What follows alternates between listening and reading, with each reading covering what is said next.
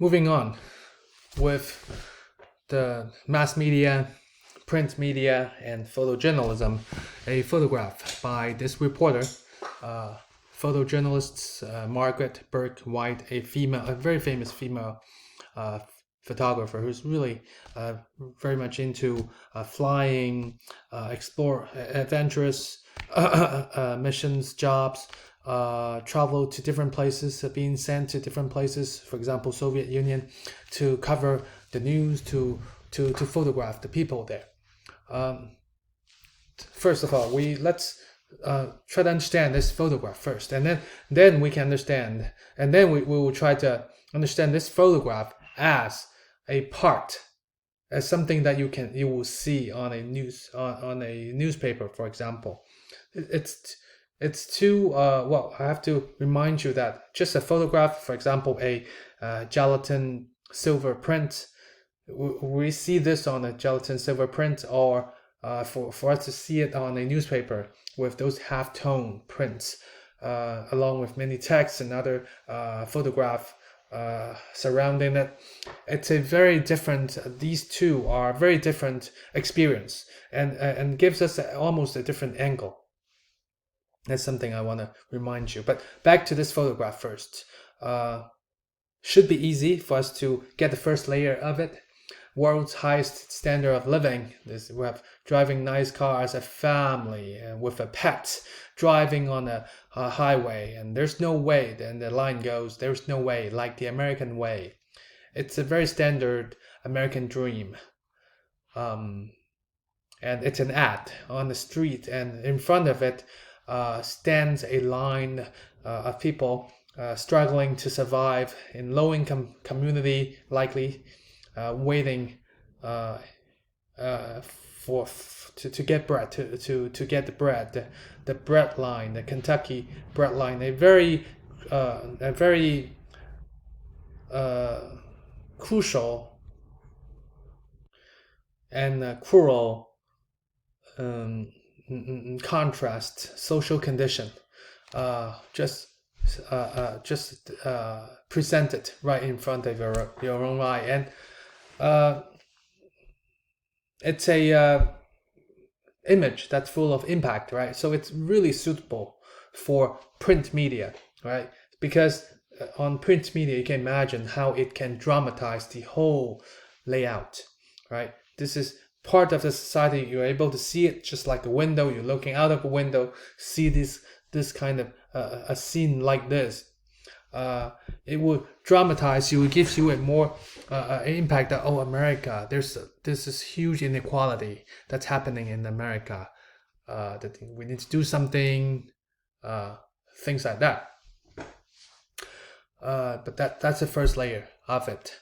And the second layer is that this is not something that maybe a painting or sculpture can easily do, because as a photojournalist, they can point the camera and dictate the way you look at a society. That's why I talked in previous slides in this lecture, to dictate the way, the very specific angle, right? If you're walking on the street and you might pass by this line, and you don't get as much of an impact as seeing it through this specific angle that Margaret Burke White provides to you, right? Because you're right in front of it. You're in a vertical, perpendicular to the line, to the gazes of the people. They're looking to the right of this photograph, but you are looking at them, straight into them. So this is a scene that you encounter. They block this contrast, this social condition, this difference, right? The top part, happy, utopia. The bottom part, dystopia. This huge contrast, and there's happened to be a line that separates the two, that just makes this more conspicuous to you. This more inequality, more conspicuous to you, and it blocks your sight, this inequality. right? Present right in front of you.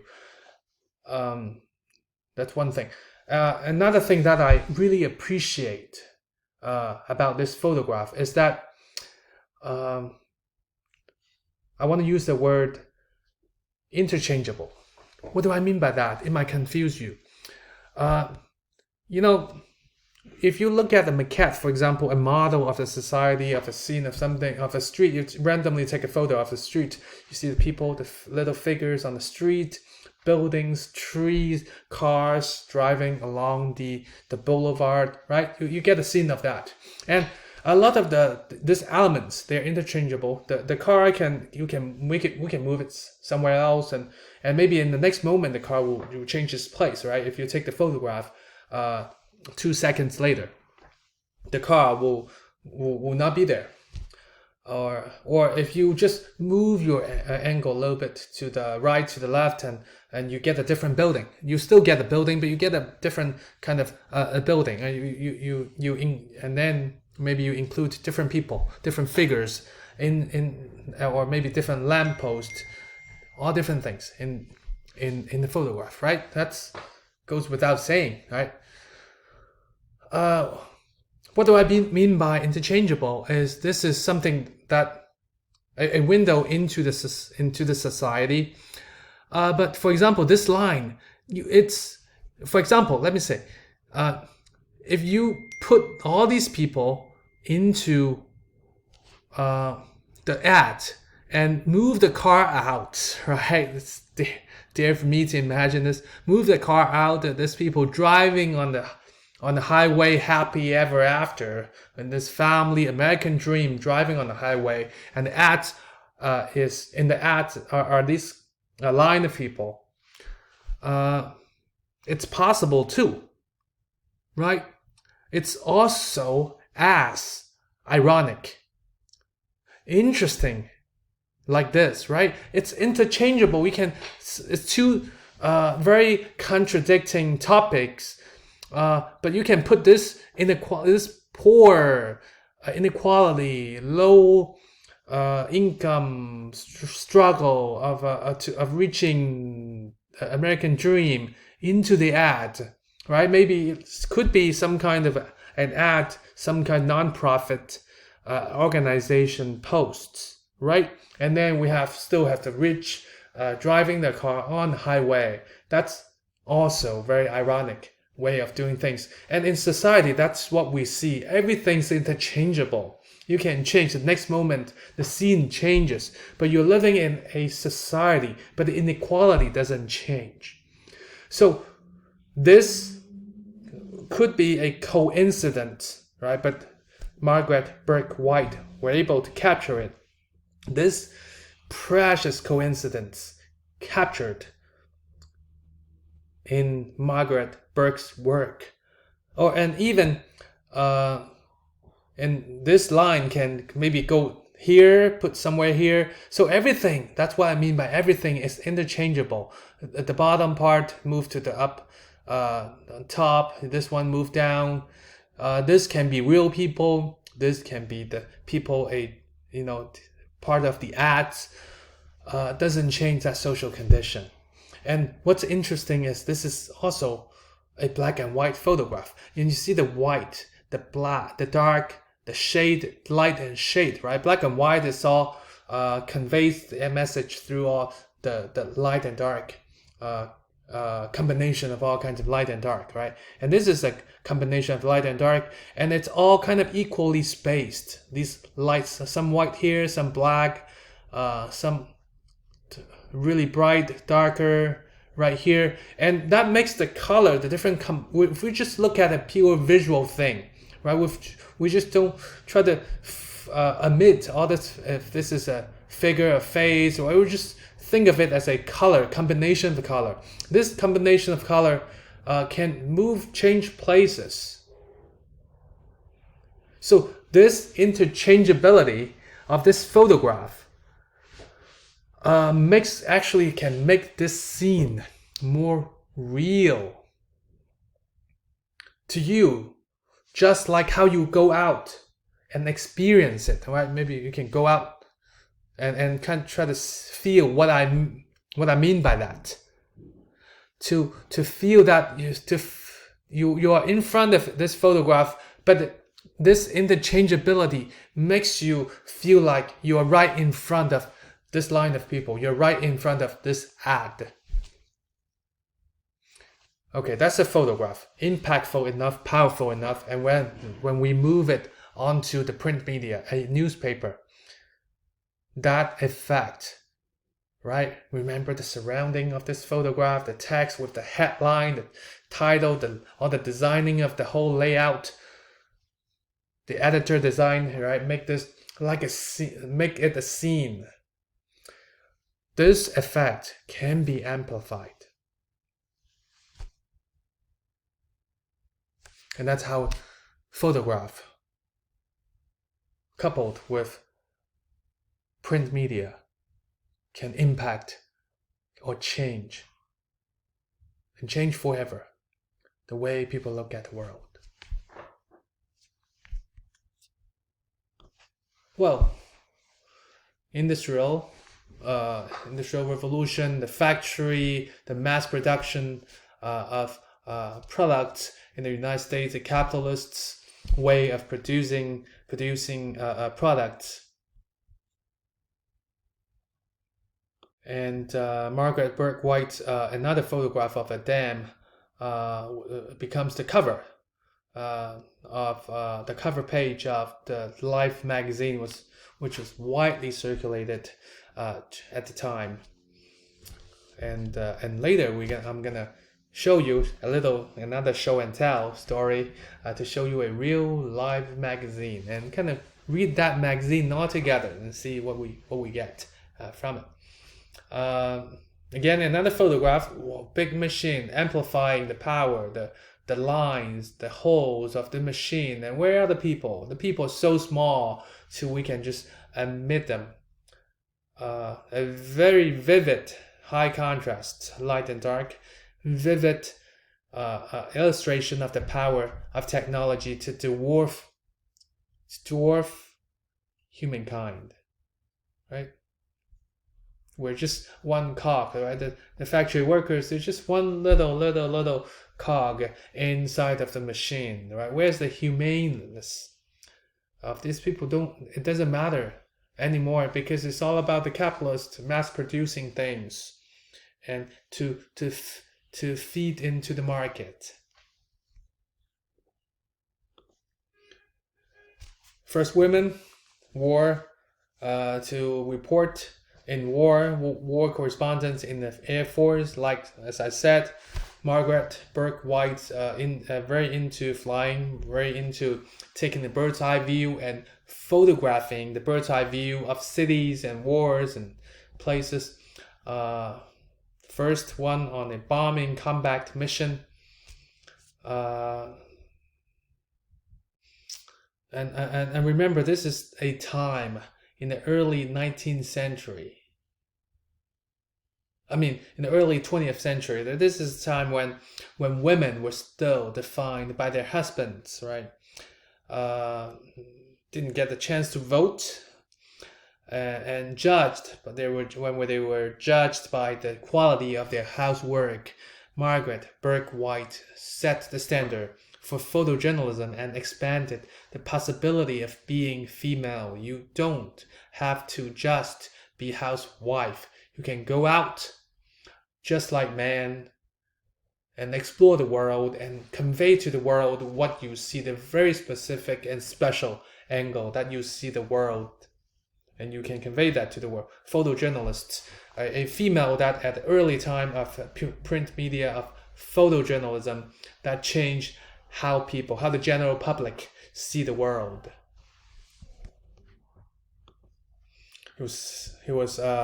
She was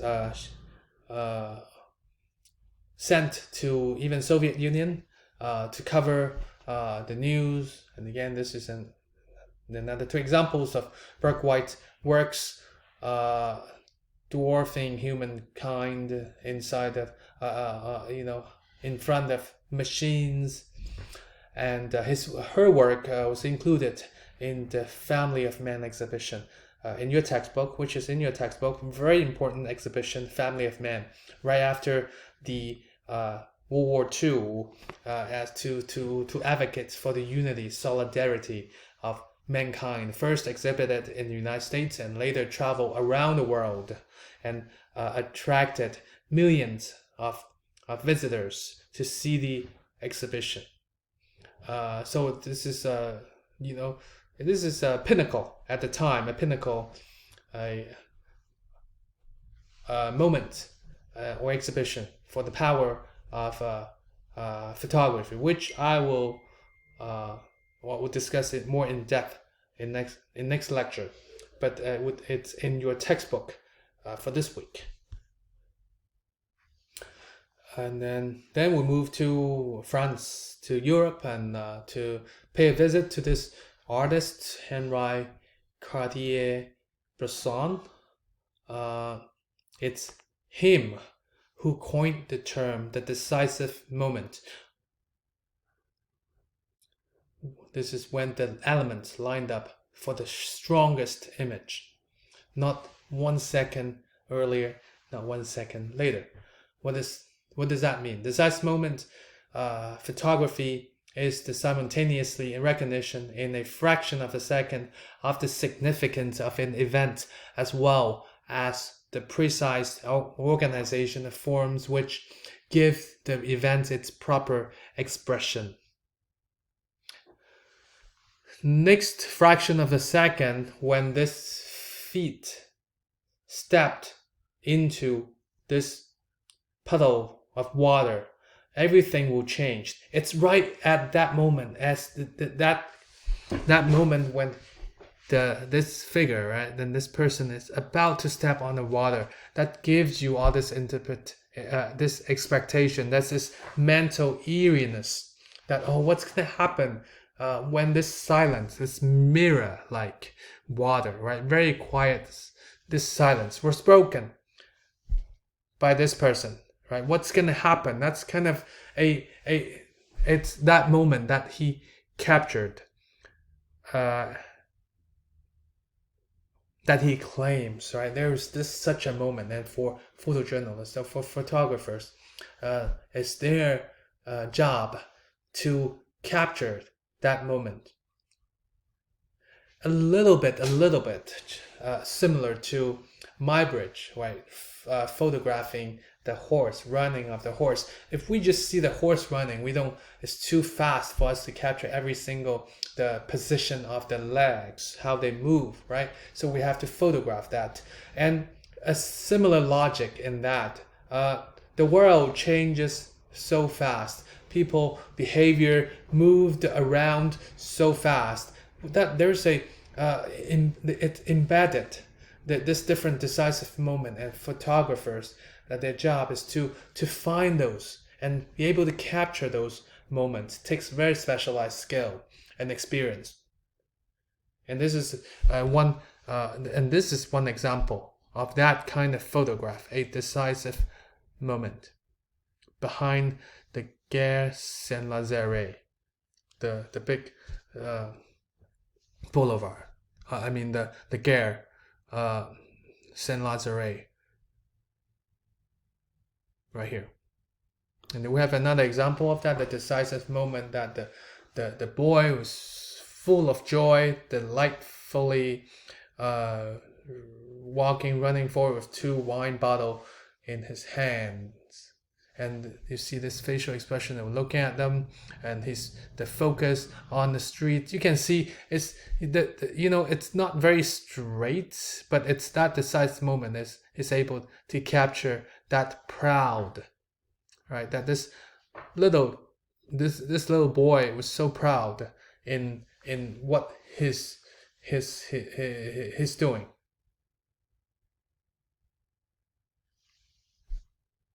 And this is, and everything else, they're blurred, but you get a sense that this is the world is moving, and there's people looking at this, gazing at different directions, and it's this moment, right? That a camera was able to stop and direct your attention to, and this kind of I wouldn't say arrogant, but this childish arrogant. It's something that only camera can capture in reality. That the general public, however, in their day-to-day life, might not be able to capture in their naked eyes, with their naked eyes. And with all those examples, I think this concept of street photography is much more easier to comprehend, because everything happens on the street, and this street photography, this moment, and the people engaging in this movement, they advocated to go out on the street and find those decisive moment, to find that huge contrast between poor and the rich, to find that kind of specific angle that the general public don't get to experience in their day-to-day life, don't get to stop and look in their day-to-day life. And that's job of photographer, of photojournalists, to bring that moment. It's a moment, not just an image, to bring that scene, that moment to the people, to the general public. Because so luckily we have the print media right now, because we have the halftone, because we have the newspaper and live magazines, that all these carrier of images, of stories, of photo essays can circulate all across the world. And we have different artists, photographers who's excellent photojournalists in this movement, street photography.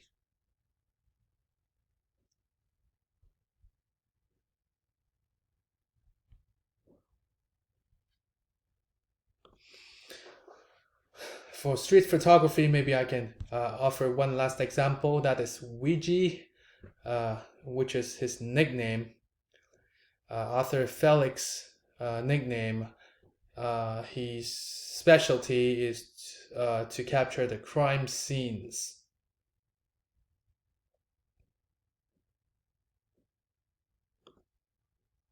Crime scenes like this. He worked as freelancer and then capture different crime scenes. He's usually the first one to get to the scene. And how did he do that? He monitored the police broadcasts every day closely, and so that he can arrive so quickly on the scene that he seemed able to anticipate the crime. Looks like it's always there. And then Ouija's New York is a place of barely submerged brutality, fear, and confusion, right? But it's dramatizing, right? His way of using crime to dramatize that world. So his photograph really popular, really good sell to the different newspapers within New York, because it's able to portray, to capture those dramatic moments. For example, dramatic moments like this. Dramatic moment like this: murder in Hell's Kitchen, right in front of the kitchen. You get a wound, right? Even capture that so brutal scene right here. He's the first one to capture before the crowds, before even the police arrived.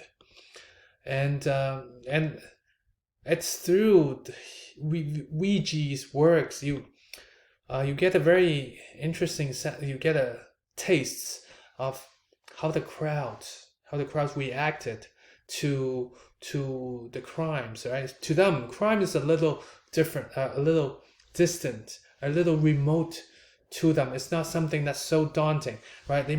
They're not so much of surprised or scared by the crime, by the blood, by the murder right in front of them, not just inches from them. But this crowd, they're so curious that they're looking at it. They're busy looking at it. Oh, I want to be celebrity. I want to be in front of the camera. What's happening? I want to know. And some people, they cry. It might be something that's related to her, for this lady right here. And But for some younger generations, they might not know what's going on here. So it's all kind of like a combination of all kinds of complex emotion displaying right here. So he captures the crowd right here. This is also a special angle that we don't get to experience so often as general public, right? It takes the photojournalists to cater that point of view to us.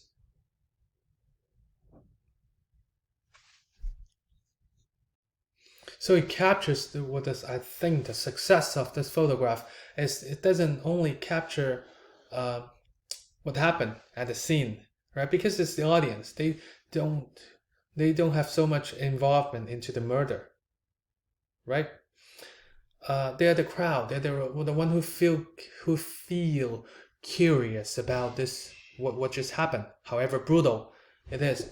But this photograph, what's successful about it is it captures the psyche, captures the psychological condition, psychological working of the of the audience,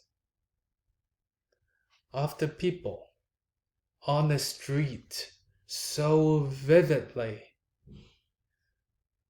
They are not mourning, right? To your surprise, maybe they're not mourning. They are feeling curious because it's not me that's being murdered. I want to know what happened. It's the maybe naiveness or distance, however close in physical, in physical distance, but far in mental connection with the crime scene. That I think it's Luigi's being able to capture that scene makes this photograph so attractive, so drawing you into the photograph. And the composition is also, you see this on the street, and this is your encounter this whole group of people blocking your sight, your view into the street.